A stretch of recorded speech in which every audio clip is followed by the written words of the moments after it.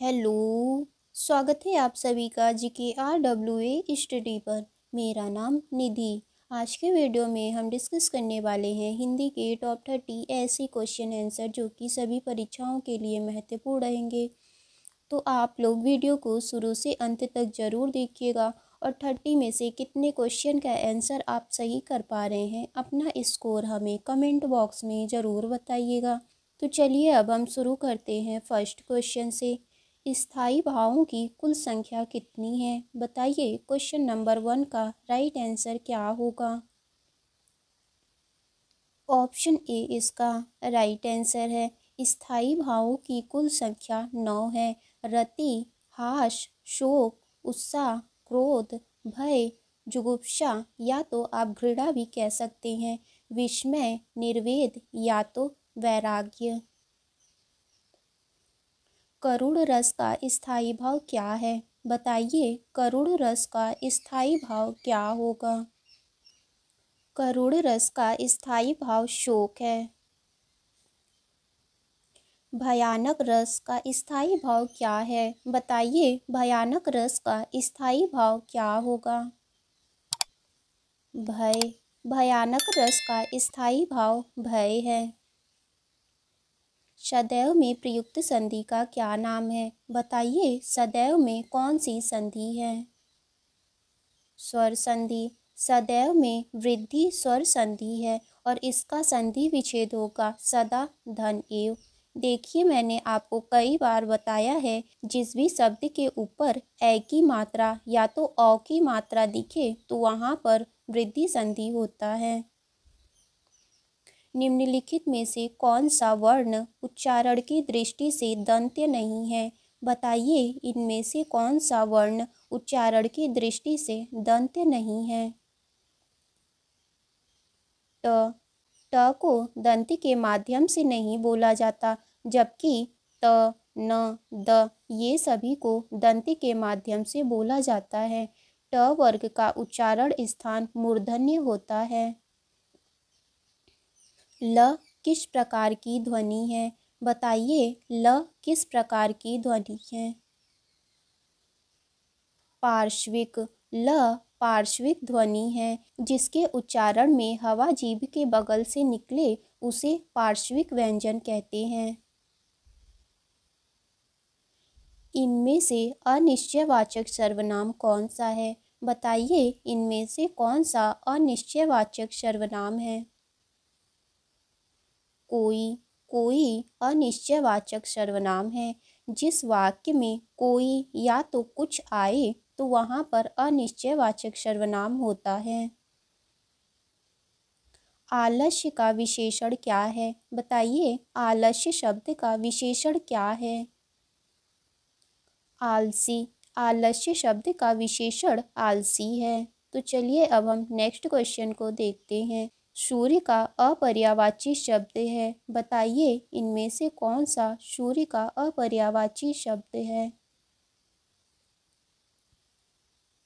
महेंद्र। महेंद्र इंद्र का पर्यायवाची शब्द है, जबकि दिनकर, दिवाकर, सूरज ये तीनों सूर्य के पर्यायवाची शब्द हैं।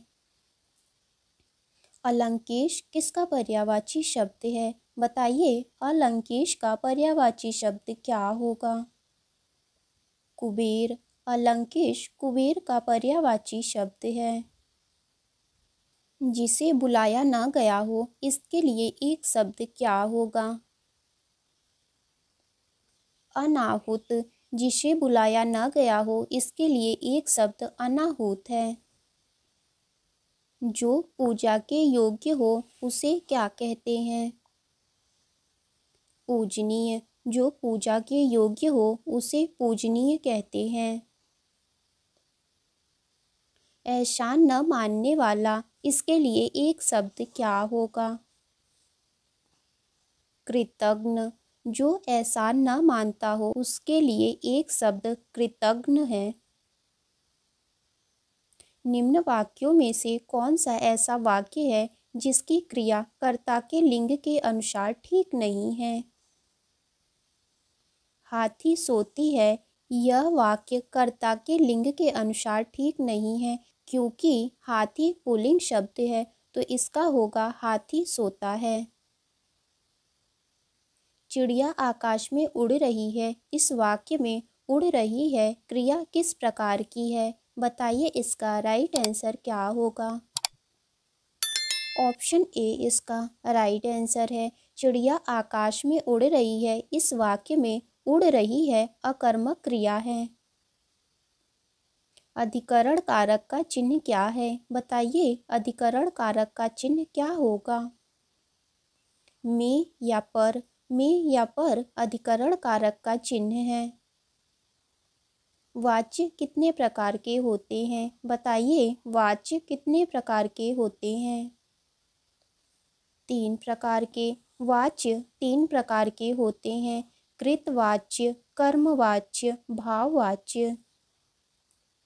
रुपए पैसा में कौन सा समास है? बताइए रुपया पैसा में कौन सा समास है?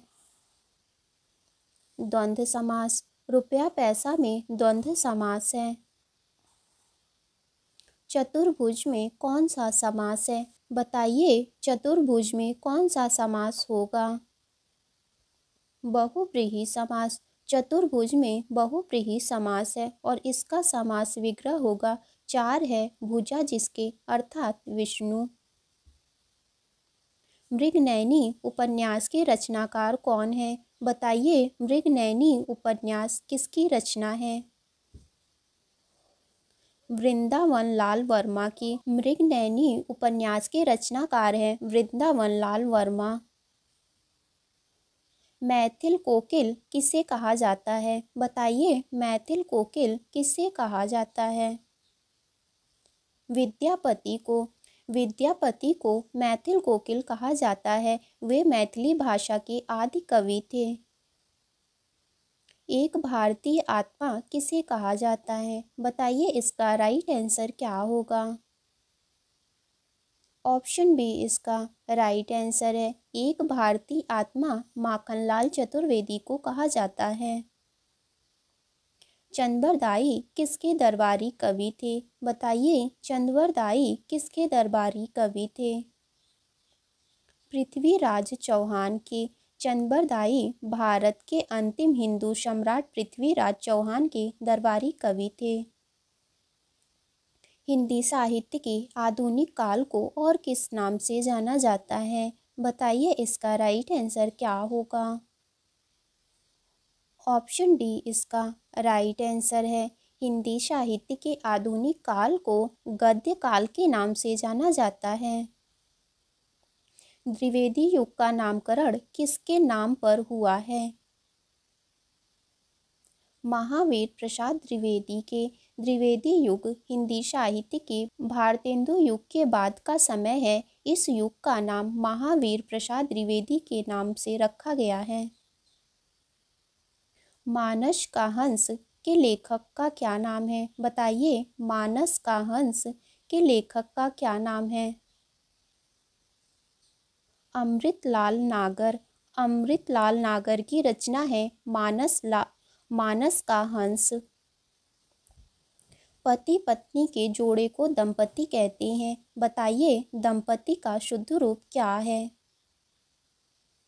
ऑप्शन बी इसका राइट आंसर होगा। ऑप्शन बी दंपति का शुद्ध रूप है।